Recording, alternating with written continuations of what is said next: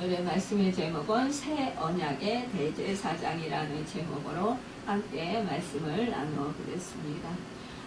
종교개혁자 마틴 루터는 그리스도는 율법과 죄와 죽음을 알살해버리는 해독제와 같으며 신자들이 이 땅에서 사는 동안은 모든 불행에서 완전히 벗어나지 못한다고 할지라도 의로워지고 구원을 받을 수 있도록 하는 구원의 의사가 되신다라고 말했습니다.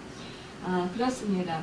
정녕 우리 그 인생은 이 예수를 만나기 전까지는 아무것도 아닌 것을 인정해야 한다는 거죠. 하나님은요 우리에게 대제사장을 보내셨어요. 그리고 임마누엘 우리와 함께 하셨습니다. 그분이 예수님이셔요. 바로 예수님은 레위 지파로 오신 것이 아니라 유다 지파로 오셨어요. 아론의 반차를 쫓아서 오신 것이 아니라 멜기세덱의 반차를 쫓아 오셨습니다. 예수님이 만약 땅으로부터 시작되었다면 제사장이 될 필요가 없어요. 왜냐하면 이미 세워진 레위 지파의 제사장들이 있기 때문인데요. 이 제사장들은 아론 가문의 사람들이 되었습니다. 그 아론은 누구예요? 바로 모세의 형이에요. 그들은 가문의 전통에 따라서 제사장이 되고 또 구약의 율법에 따라서 소와 양과 또 비둘기로 제사를 드려요. 하나님은요 제사장들이 하나님을 섬길 때 입은 예복을 아름답게 짓도록 그렇게 명령하셨고 더욱이 이제 대제사장의 그 옷은 더 아름답고 화려하게 꾸며지게 했습니다. 이것은요 모두 하나님께서 디자인하신 것인데 이 존귀하신 하나님을 섬기는 자들이 정성껏 갖추어야 할 그 모든 정성과 아름다움을 상징적으로 나타내는 것이에요. 우리는 여기서 대제사장의 두 가지 임무를 우리가 볼 수 있는데요. 하나는 하나님을 영화롭게 하는 것이고 또 하나는 사람들을 섬겨서 그들을 하나님께 접목시키는 중재자의 역할에 있는 것을 볼 수 있습니다. 오늘 본문 말씀을 더 이렇게 말씀에 보면은요, 참 우리가 하나님의 더 좋은 약속 또 더 좋은 언약이 나오는 것을 보게 됩니다. 그 더 좋은 언약 이것은 언약의 중보라는 말이 나오는데 여기서 그 약속과 언약은 같은 뜻의 단어로 생각할 수가 있어요. 헬라어로 약속은 에판겔리아라고 하는데요. 이 에판겔리아는 언약인 다하데케라는 그 유언으로 사용될 수가 있습니다.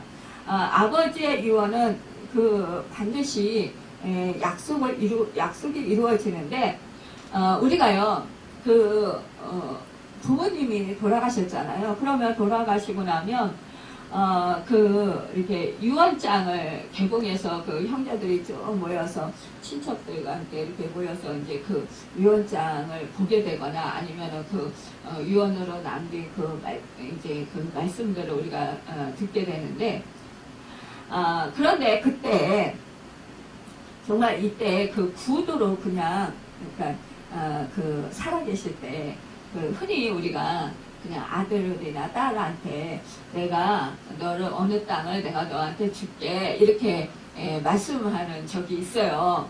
그런데 막상 돌아가시고 나면 이 다른 형제들은 모르는 경우가 많이 있어요. 그러면 그 땅 아버지가 나한테 주신다고 그랬어 이렇게 말을 한다고 하더라도 이 다른 형제들이나 자매들이 참 그것을 흔쾌히 받아들이면서 그럼 아버지의 유언이니까 그렇게 하라고 이렇게 인정하기가 힘들다라는 거예요.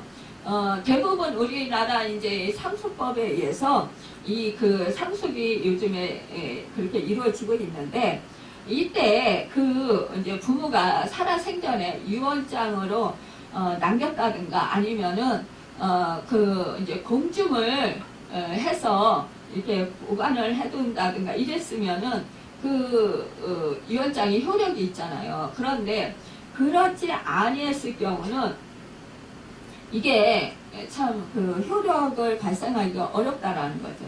근데 우리가 참 이 그 하나님의 말씀, 이 말씀은 바로 정말 언약을 이루시는 말씀이라는 것이죠. 하나님이 그렇게 약속을 해주셨고 그 말씀대로 하나님께서는 언약을 이루어 주셨다라는 것을 볼 수가 있습니다. 우리 하나님이 언약을 회복하기 위해서 사람들을 사용하고 싶으셨어요. 그러나 쓸만한 사람이 없었다라는 거예요. 예레미야 시대에는 예루살렘 거리에 백성을 보내서 기도하는 사람이 한 명도 없을 정도였다라는 거죠. 당시의 제사장들과 대제사장들은 하나님 보시기에 흠이 많았다라는 거예요. 죄인된 사람이 혈통을 타고 나왔으니까 죄인이라는 것입니다. 우리 인간은 본질상 누구예요? 진노의 자녀들이에요. 그래서 우리가 그 구약 시대에는 우리 하나님께서 송아지와 염소와 양, 비둘기를 이제 피를 통해서 이제 그 제사함을 받게 했어요. 제사장이 이제 죄를 지은 사람이 송아지나 염소, 비둘기, 양 이런 짐승을 이제 끌고 와가지고 이제 죄를 지었다 그러면 이제 이렇게 고백하면 제사장이 그 재물과 이제 재물을 가져온 그 사람에게 이제 안수하고 그리고는 이 죄 지은 사람이 이제 재물을 잡아요. 잡아서 이제 피를 제사장에게 갖다 줍니다. 그럼 제사장이 그것을 하나님의 성소에 뿌리면서 이제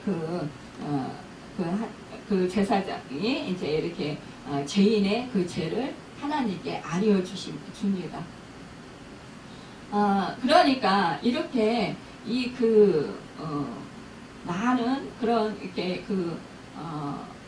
죄를 사함받는 데 있어서 과정을 거쳐야 돼요. 그러나 이것이 그냥 계속해서 죄 지은 사람이 죄가 사함받는 것이 아니라 그 일회성에 불과하다라는 거죠. 그러니까 또 살면서 또 죄를 지으면 또 그렇게 또 이제 그 죄 없고 흠 없는 그런 이제 가축을 또 소나 양이나 송아지나 양이나 비둘기, 염소를 또 성전에 가져가서 또 그렇게 죄를 고백하면서 또 대제사장 앞에서 또 회개하고 또 그것을 또 잡아서 하나님께 바쳐야 된다라는 거예요. 이렇게 지속적으로 계속해서 이렇게 제사를 드려야 했습니다. 그렇기 때문에 이것은 언제까지나 계속될 수밖에 없다. 완전한 제사함이 될 수 없다라는 거예요. 이 사실을 알기 때문에 하나님께서는 이제 완전한 제사를 드리게 하시기 위해서 우리 예수 그리스도, 그러니까는 죄 없고 흠 없는 우리 하나님의 아들, 우리 인간은 모두 다 죄가 있기 때문에 흠 없는 아들이신 예수 그리스도를 이 땅 가운데 보내셔서 속죄 양으로 보내주신 거예요. 그리고 우리의 인류의 모든 영혼의 죄값을 치러주시도록 그렇게 십자가에서 어린 양이 되셔서 우리 죄값을 감당하시고 죽으신 것입니다. 여러분, 우리가 하나님께서 구약에 보면은 율법을 주셨어요.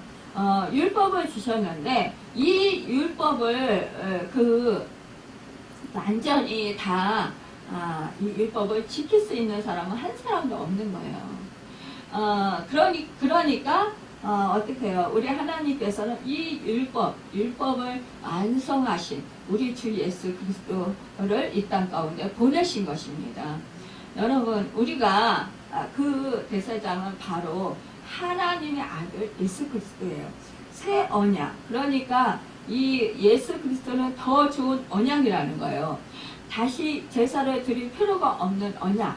흠이 많은 사람이 아닌 흠 없는 대제사장이 나타나는 언약을 이루어 주시도록 하나님께서 그렇게 이 땅 가운데 우리 예수님을 보내신 거예요. 우리에게 오신 대제사장은 사람들의 죄와 허물을 뒤집어 쓰셨어요. 죄와 허물이 있기 때문이 아니라 죄인의 죄를 용서하시려고 우리 모든 인류의 영혼들의 죄인들의 누명을 대신 써주신 것이에요. 그러니까 하나님 약속하신 새 언약이 예수님을 통해서 우리에게 성취되었다는 것입니다. 예수님이요 새 언약을 세우시고 그 언약의 중보자로 대제사장, 대제사장이 되신 거예요. 그러니까는 하나님은 하나님의 법이 사람들의 생각을 완전히 사로잡는 것이 그 하나님의 뜻이었어요. 그러니까 그 하나님의 경륜이 사람을 움직이고 하나님의 섭리가 역사를 움직이는 것이에요. 사람들이 이것을 믿게 되는 것이 하나님의 뜻이었던 거예요. 그러니까 하나님이 대제사장을 보내시고 하나님의 경륜과 섭리를 가르치게 하셨다는 것입니다. 그러니까 이 예수님께서 사전에 보면 이 만일 땅에 계셨다라면 제사장이 되지 아니하셨을 것이니 이는 율법을 따라 예물을 드리는 제사장이 있습니다. 그러니까 아론과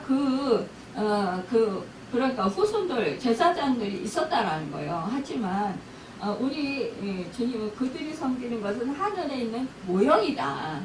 여러분 이렇게 하나님께서 이 그 구약 시대에 대제사장을 세우고 아론을 세우고 그 후손을 세우면서 또한 그 제사장들을 세우고 또 하나님께서 송아지, 염소, 비둘기, 양 이런 것을 통해서 하나님이 제사를 드리게 했지만 그러나 그것으로 제사함을 받지 완전한 죄가 해결되지 않기 때문에 이 하나님께서는 그것이 바로 그 모형이었다 이거죠. 하늘에 있는 모형이었다.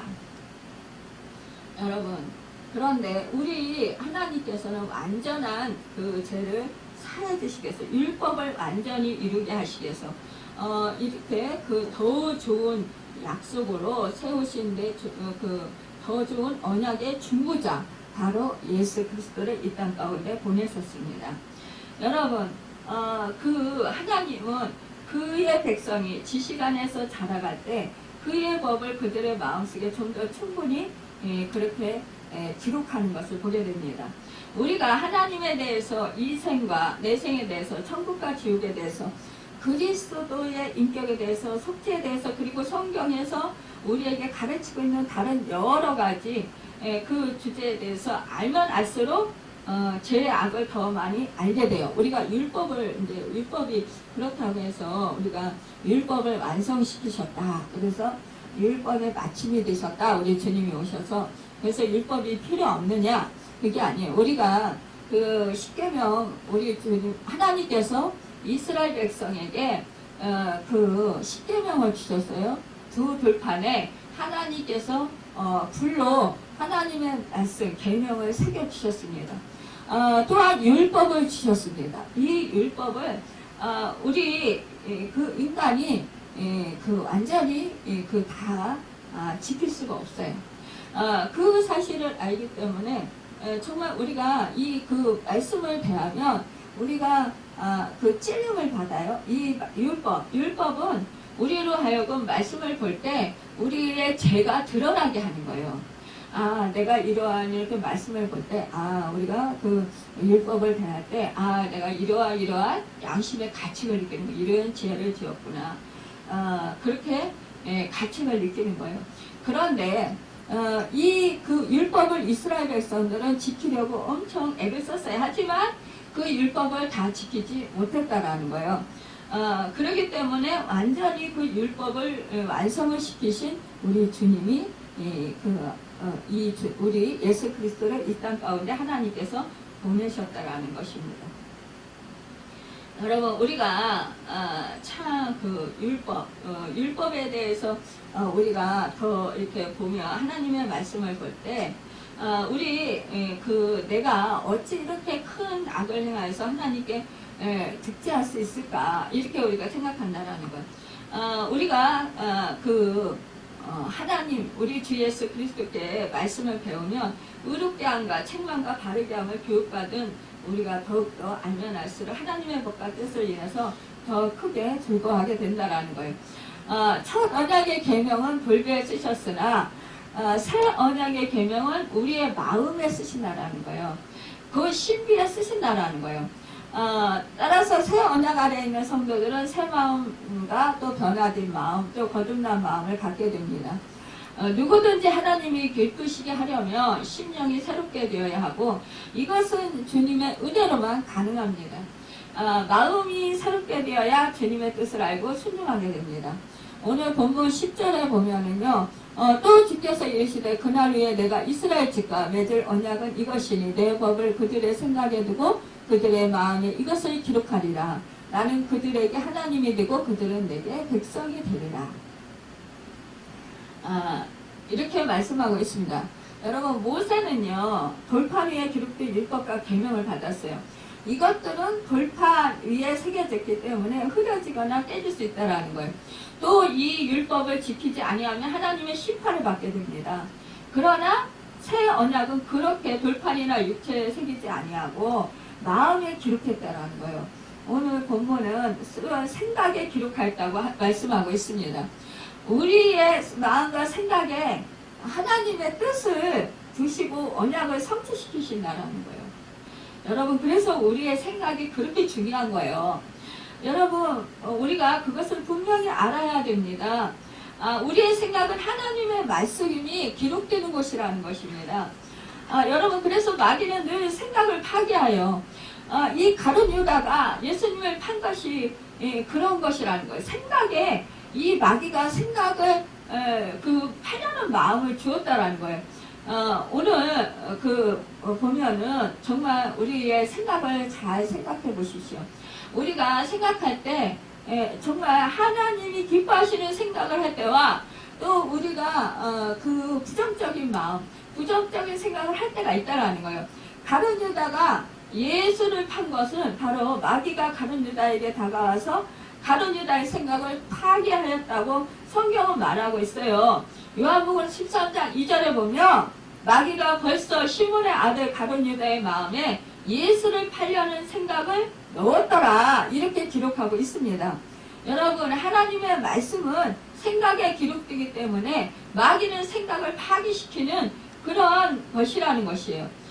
그렇기 때문에 여러분과 저는 정말 그 아름다운 생각을 해야 되고요. 늘 하나님 생각, 주님 생각을 해야 된다는 거예요. 우리가 말씀을 생각해야 된다는 거예요.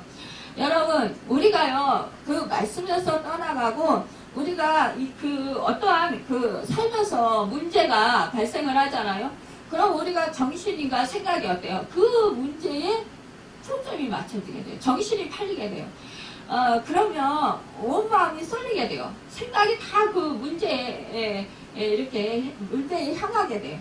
그러면은 어떻게 돼요? 이 사단은 이때를 틈타서 우리의 그 생각과 마음을 그때 조정을 하는 거예요. 들어와서.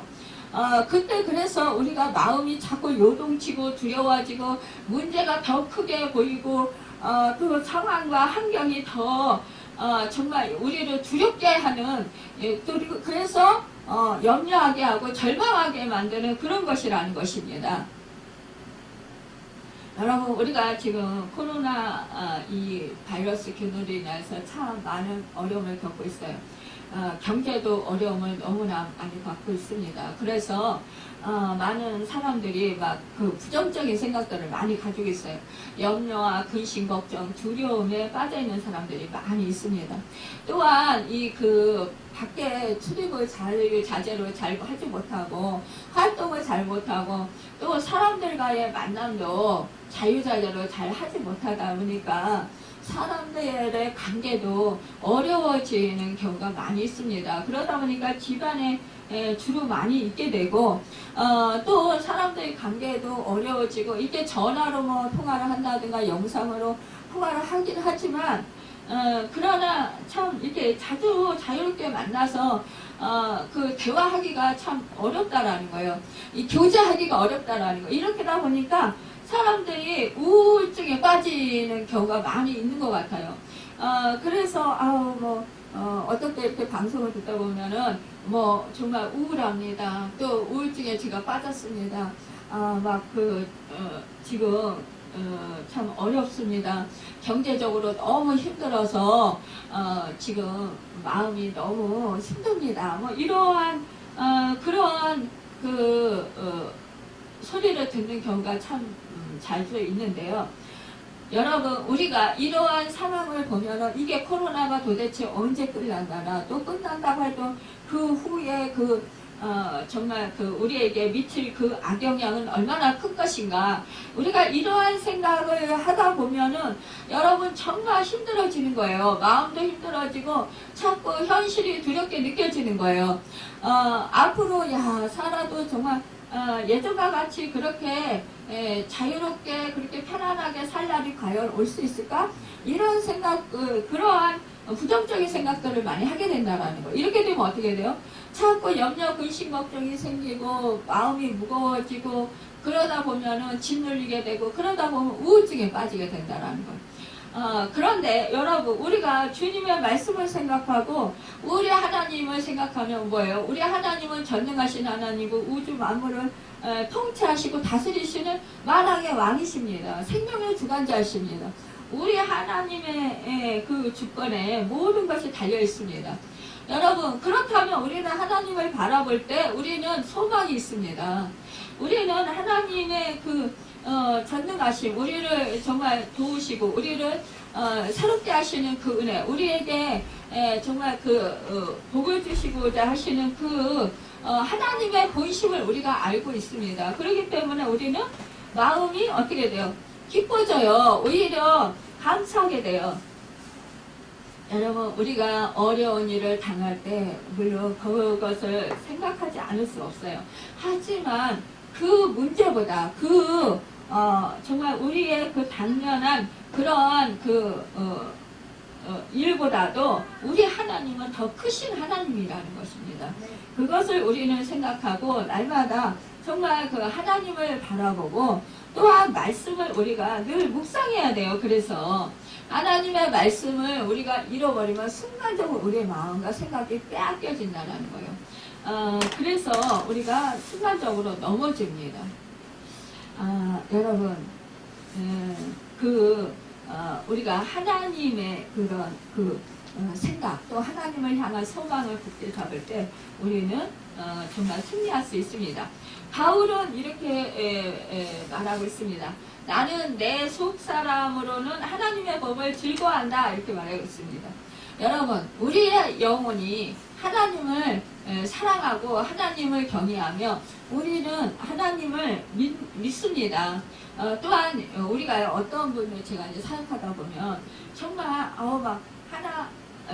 하나님을 믿지 못해서 자기가 하나님에게 떨어져 나가서 천국에 가지 못할까봐 굉장히 염려하시는 분들이 있어요. 그런데 기도해보면 그 영혼은 엄청 하나님을 사랑하고 하나님께서 그 영혼을 사랑하는 것을 느낄 때가 있어요. 그럴 때 보면은 하나님이 엄청 사랑하시고 또 당신의 영혼은 하나님은 굉장히 사랑하고 있습니다. 그러니까 염려하시지 말고 자꾸 부정적인 생각 갖지 말고 믿음의 고백을 하세요. 또 하나님의 말씀을 믿고 그 말씀을 내 마음판에 새기시고 그 말씀을 내가 정말 말씀을 내 말씀으로 믿고 그 말씀을 나한테 적용하고 실천해 보세요. 그리고 내 영혼에게 선포를 하세요. 이렇게 제가 권면을 드립니다. 우리 다윗이 정말 고난 가운데 사울왕에 쫓겨서 광야에 정말 강야에서 떠돌면서 그렇게 정말 생명의 위협을 느낄 때 그때 그가 얼마나 절망하고 좌절하는 그런 상황이었잖아요. 그럼에도 불구하고 그는 뭐라고 했어요? 내 영혼아 어찌하여 내가 낭망하느냐? 너는 하나님을 바라라.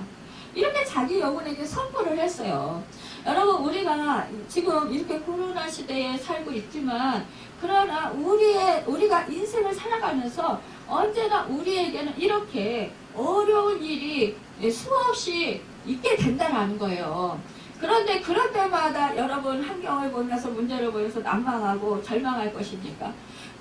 우리는요, 육신이 약해요. 그러니까 우리는 보여지는 것, 또 이렇게 우리가 느껴지는 것, 우리가 정말 어려움 당하는 것, 이러한 것들을 우리가 생각하면서 우리가 낭망하고 절망할 수 있어요. 하지만 그때 낭망하고 절망하는 마음이 들 때 우리는 하나님을 바라보는 거예요. 또 말씀을 생각하는 거예요. 말씀을 기억하는 거예요. 우리 생각 속에서. 여러분 그럴 때 말씀을 찾아내는 거예요. 그러면서 말씀을 우리가 생각하고 여러분 하나님을 찬양하는 거예요. 기쁜 찬양을 하세요. 보혈의 피 찬양을 부르세요. 찬송을 부르세요. 그러면 마음이 어느새 우울했던 감정들이 사라지고요. 긍정적인 마음들이 생깁니다. 또한 내 마음속에서요. 마음이 평안해지는 것을 느껴요. 그러면서 어떻게 해요? 나중에는 기쁨이 생겨요. 하나님으로 인하여서 기뻐하지고 소망이 생겨요. 또한 그 어려운 문제들을 극복할 수 있는 그런 힘이 생겨요. 그래서 능히 승리하며 이기며 나아갈 수 있습니다. 여러분 이것은 무엇이냐?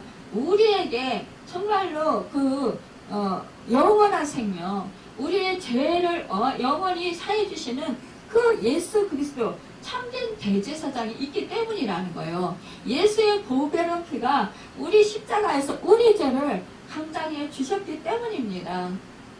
여러분 우리가 예수 그리스도의 그 보배로운 피, 그 피가 묻혀져 있는 사람들은요, 바로 우리에게 새 영이 임한 거예요. 새 영은 새 마음이 임한 거예요. 예수 그리스도의 영이 여러분과 저희 속에 임한 거예요. 여러분 예수 그리스도의 생명이 여러분과 저에게 임한 거예요. 그렇다면 이제 우리는 옛 언약 속에 살고 있는 것이 아니라 새 언약 속에서 살고 있는 것이라는 것입니다. 여러분 우리가 아무리 율법을 잘 지킨다고 애쓰고 힘써도 우리는 율법을 지킬 수 없지만 우리 예수 그리스도의 보배로운 피, 그 십자가에서 우리 죄를 감당하시고 죽으신 그 예수 그리스도의 그 은혜로 인해서 여러분 구속의 은혜로 인해서 우리는 정말로 제사함을 받고 영원한 제사함을 받고 우리는 용서를 받고 구원을 얻었다라는 사실이에요. 하나님의 그래서 의의 옷을 입게 되었고 하나님의 자녀가 되는 축복의 은혜를 받았다라는 사실입니다. 여러분 이러한 사람들은 어떻게 돼요? 야, 내가 정말 죄를 어떻게 감당할 길이 없었는데 정말 내 속에서 이제는 영원한 죄를 사해 주신 그 예수 그리스도 그 분의 그 보배로운 피가 나를 죄사함 받게 하셨구나. 그 은혜를 깨닫는 자는 어떻게 해요? 정말 너무나 감격이 넘치는 거예요. 감사가 넘치는 거예요. 우리가 예수 그리스도 새 영을 받으면 내 죄가 먼저 생각이 나요. 여러분 우리가 말씀을 읽을 때에 또한 우리 성령님께서 우리에게 또한 말씀을 조명해 주십니다. 가망함도 시켜주세요. 그래서 우리로 하여금 정말로 율법이 어떠한 것인가를 깨달아 알게 알려주시는 것이에요. 만약에 우리는 정말 율법은 뭐라 간음하지 말라 이러한 계명을 말씀하신다. 그러면 여러분 그래요. 내가 간음하지 않았습니다. 이렇게 말할 거예요. 그런데 여러분 우리 성령님께서는 어떻게 하시냐? 우리 예수님께서는 어떻게 말씀하시냐? 내가 그 계명의 영적 의미를 아냐? 깨달았냐? 너는 여자를 보고 음욕을 품는 자마다 이미 마음에 간음한 자이다. 그러니까 여러분 우리 생각과 우리의 마음이 예수 그리스도의 지성수가 되는 거예요. 여러분 살인하지 말라 이런 계명이 있느냐? 우리 주님이 뭐라고 말씀하셔요? 너희가 이 살인하지 말라는 계명을 들었다. 그렇지만 너희가 그 형제를 미워하는 자마다 살인하는 자다. 그러니까 우리 예수님은 뭐예요? 너희가 율법을 행위로만 생각하냐? 보여지는 거로만 생각하느냐? 그렇지만 나는 그렇게 생각 안 한다. 나는 뭐예요? 우리 주님은 너의 마음이, 너의 생각이 과연 정말 너의 생각이 깨끗하냐 이거예요. 너희의 생각으로 음욕을 품고 너희의 생각으로 형제들을 사랑하라고 했는데 미워하고 이것이 바로 살인하는 것이다. 또 음행하는 것이다. 간음하는 것이다. 이렇게 말씀하시는 거예요. 여러분 그러니까 어떻게 보면 뭐예요? 우리에게 더 힘들 수도 있어요. 그쵸? 그런데 이것은 뭐예요? 우리의 힘으로 능으로 아니 된다라는 거예요. 우리가 이러한 율법을 생각할 때 우리는 정말 내가 죄 중에 개수구나 라는 것을 깨달아 안다라는 거죠. 그래서 우리가 정말 그럴 때 어떻게 해요? 야, 나는 정말 죄인 중에 죄인이고 나 안에는 소망이 없고 정말 나는 악해도 그렇게 악할 수가 없어요.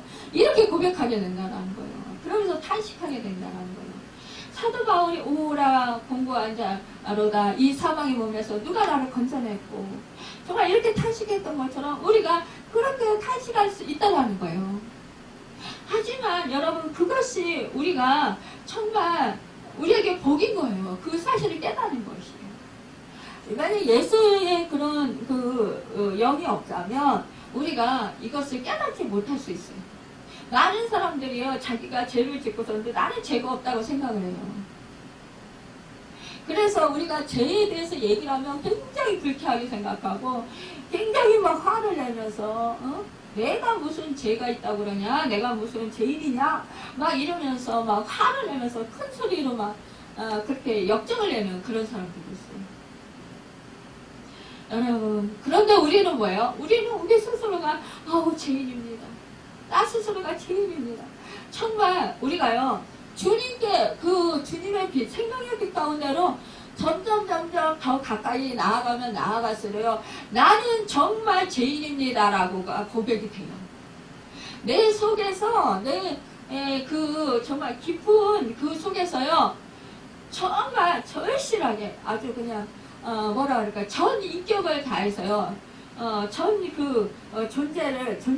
내 존재를 다해서 정말 나는 정말 완전히 죄인 중에 죄인이고 개수 중에 개수입니다. 정말 이렇게 악해도 이렇게 악할 수가 있습니까? 이것이 드러나요. 우리가 성령이 충만하면 충만할수록 더 내가 죄인입니다라고 고백이 돼요. 나한테는 소망이 없습니다라고 고백이 돼요. 그러면 우리가 절망하잖아요. 그 절망할 때 우리는 더욱더 성령의 빛, 예수 그리스도의 생명이 우리 안에 더 충만히 거하시는 거예요. 그래서 예수의 생명이 우리 안에 더 풍성하게 되는 거예요. 그 의식, 여러분 내가 죄인이라는 의식, 내가 괴수라는 의식, 그 의식이 내 안에 정말 절실하게 절감할 때 나는 소망이 없습니다. 나는 정말 어쩔 수 없습니다. 어찌할 바를 모르는 사람입니다. 이렇게 우리가 정말 몸둘 바를 몰라 하면서 그렇게 정말 고백할 때 그때 여러분과 저 속에 예수의 생명, 성경의 법이 충만하게 임한다라는 거예요. 그 능력이 임한다라는 것입니다. 여러분 우리 기독교는요 다른 종교들은 거예요. 신을 이용해서 자기 만족을 채우는 거잖아요. 근데 우리 기독교는요 정말 우리 주님께로 그렇게 가까이 나아가면 나갈수록 자기는 기워지는 거예요. 자기는 죽는 거예요. 여러분 우리가 정말 죽고자 하면 산다고 그러잖아요. 우리가요 우리 주님 앞에로 나아가면 나아갈수록 나는 죄인 중에 죄고 나 속에는 소망이 없고 내 속에서는 정말 어떻게 능력이 하나도 없다라는 것 그것을 절실히 깨닫고 있기 때문에요 내가 죽어져야 된다라는 것이 스스로 마음속에서 느껴져요. 깨달아져요. 정말 내가 이 무익한 내가 살아서 활동하면 이 죄 많은 내가 정말 그 육신이 살아서 활동하면 다른 사람들에게 해를 끼칠 수밖에 없구나. 그거를 절감하는 거예요. 그러니까 어떻게 해야 돼요? 내가 스스로 죽어야 돼요. 내 육이 죽어야 돼요. 그렇게 되면 어떻게 해야 돼요? 바로 주님을 의지할 수밖에 없습니다. 바로 정말 모든 만물의 주인이시고 대제사장이 되시는 우리 주님 예수 그리스도를 의지할 수밖에 없는 거예요. 찾을 수밖에 없는 거예요. 정말 성령을 간절히 의지할 수밖에 없는 거예요. 도우심을 구할 수밖에 없는 거예요. 왜냐? 나는 소망이 없기 때문입니다. 내가 이렇게 극악무도한 죄인이라는 것을 깨달아 알면 다른 사람들을 정말 다른 사람들이 나한테 어떠한 해코지를 했고 나한테 잘못을 했다 할지라도 용서할 수밖에 없어요. 정말 미워할 수 없어요. 정말 사람을 정말 불쌍하게 여기고 긍휼히 여길 수밖에 없어요. 나는 저 사람보다 더 많은 죄를 지었는데, 나는 저 사람보다 더 많은 죄인인데, 더 큰 죄인인데. 그러니까 우리가 정말 만달란트 받은 자가 그 100달러를 받은 자의 그 빚진 자, 그러니까 만달란트 빚진 자가 100달러는 빚진 자에게 자기 빚을 탕감받았음에도 불구하고 막 빚을 달라고 자기한테 막 때리고 그런다고 그랬잖아요. 근데 여러분 그 마음이 없어진다라는 거예요. 나는 만달란트 빚진 자면 빚진 자 심정이 된다라는 거예요. 내가 이렇게 큰 죄악중에 거하고 있었는데 우리 주님이 십자가에서 내 죄값을 치러주셨구나. 죄 없고 흠없는 우리 주님이 내가 무엇이길래 이토록 사랑하시고 나의 죄를 이렇게 감당해 주셨나. 그 하나님 묻고 정말 그 하나님이 내가 무엇이길래 이 수많은 인구 중에 나를 택하여 주시고 정말 나를 내 죄값을 치러주시기 위해서 그 하나밖에 없으신 그 귀하신 그 존귀하신 그 아들을 이 땅 가운데 보내셔서 정말 그 내 죄값을 치러주게 하셨나. 나의 그런 이 세상의 연약함, 고통, 아픔, 슬픔 이런 것들을 우리 주님으로 하여금 다 정말 감당하게 하셨나. 여러분 그 사실을 깨달을 때 여러분 우리는 통곡하지 않을 수 없다는 거예요. 너무나 기쁘고 감사하고 감격하고 정말 이 세상에서 정말 나같이 은혜 받고 나같이 축복받은 자가 없구나라고 고백이 된다는 거예요. 여러분 그때 바로 우리가 참 자유를 누리는 것입니다. 우리는 이 세상에 살아가면서 정말 죄가 없는 사람은 한 사람도 없어요. 그런데 우리는 어떻게 해요? 누가 조금만 죄를 졌다 그러면 우리는 참소하고 정말 판단하고 정죄하고 쉽게 말해요. 좀 내 마음에 안 든다고 해도 우리가 함부로 말할 때가 참 많이 있어요.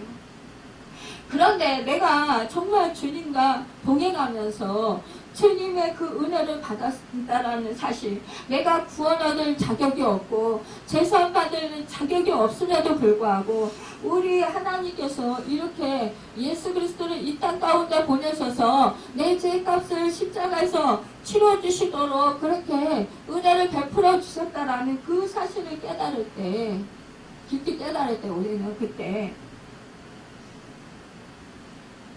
다른 사람의 죄가 보이는 것이 아니라 내 죄가 보이는 것이에요. 내가 그렇게 극악무도한 죄인이었구나라는 것을 더 깊이 깨달아 알게 되라는 것입니다. 여러분 12절에 보면 내가 그들의 불의를 긍휼히 여기고 그들의 죄를 다시 기억하지 아니하리라 하셨느니라. 그러니까요, 우리 하나님께서는 이 땅 가운데 있는 모든 사람들이 죄 가운데 있다라는 거예요. 여러분 송아지 피로 죄사함 받았지만 그러나 그 죄가 완전히 덮고 완전히 죄를 해결할 수 없었다라는 거예요. 그러니까 우리 하나님은 완전한 제사, 완전한 죄를 없이 해주는 그 제사를 드리게 하기 위해서 동물의 피가 아니라 정말로 점없고 흠없는 그 어린 양이신 우리 주 예수 그리스도 메시아 하나님의 아들 그 존귀한 자를 이 땅 가운데 보내셔서 우리의 그 죄값을 치러주게 하셨다는 것입니다. 그래서 우리 하나님께서는 정말로 이제는 죄를 없이 하는 피, 그 때문에 그 예수 그리스도의 피 때문에 자신의 죄를 기억하지 아니하신다라는 거예요. 여러분, 동물의 제사는 죄를 온전히 용서할 수 없어요. 그러나 예수님은 자신이 대제사장이자 자신의 피를 드렸기 때문에 한 번의 죄를 용서하실 수 있는 분이십니다. 예수님의 사랑은 어떤 것도 용서할 수 있습니다. 그 피를 믿는 자는 하나님의 백성이 되는 거예요. 물론 구약에서도 하나님께서는 출애굽기 6장 7절에 보면 너희를 내 백성으로 삼고 나는 너희 하나님이 되리니 나는 애굽 사람의 무거운 짐 밑에서 너희를 빼낸 너희의 하나님 여호와인 줄 너희가 알지니라 말씀하셨어요. 그러나 이것은 신약의 새 언약과 다르다는 것입니다. 여러분, 제사장은 중보자가 계십니다. 여러분, 거룩하신 하나님과 죄인인 인간을 연결시키는 중요한 직책을 맡은 그러한 사람들인데, 그래서 제사장은 세 가지 중요한 직책을 맡은 사람이에요. 무엇이냐? 세 가지 권세가 있었던 것인데, 그들은 사람의 죄를 씻는 사제의 일을 맡았고, 또 부정패된 자를 정결케 하고 질병으로 고통당하는 자를 치료하는 일까지 책임졌습니다. 예수님은 우리의 성전이시고 또한 대제사장으로 우리가 하나님을 연결시켜 주시는 영원한 단 한 분의 진정한 중보자이시고요. 그렇기 때문에 누구라도 구원 얻기를 원하고 정결케 되기를 원하는 자는 예수 그리스도를 마음속에 영접해야 하는 것이라는 것입니다. 여러분, 예수 보배 높이 십자가에서 예수님이 하나님의 아들이신 그분이 이 땅 가운데 저먹고 흠없으신 그분이 내 죄값을 치러주셨다라는 걸 믿고 그것을 받아들이는 거예요. 그래서 나는 제사함 받았고 나는 의롭다함을 받았고 하나님의 자녀가 되었다라는 것을 믿는 자라는 것입니다. 여러분, 그래서 우리가 예수 그리스도의 이름으로 치유받을 수 있는 것입니다. 새 언약 아래 있는 사람들은 주님께로부터 모든 제사함을 받은 사람들입니다. 여러분, 우리는 정말로 이제는 우리의 죄를 영원히 그리고 멀리 옮겨주셨다는 사실을 믿으시고 늘 그 언약, 속죄 언약을 이루신 그 은혜에 감사하시기 바랍니다. 여러분, 우리를 죄의 결박에서 자유케 하시는 언약을 이루셨어요. 그분의 피로 우리가 죄사함을 받았습니다.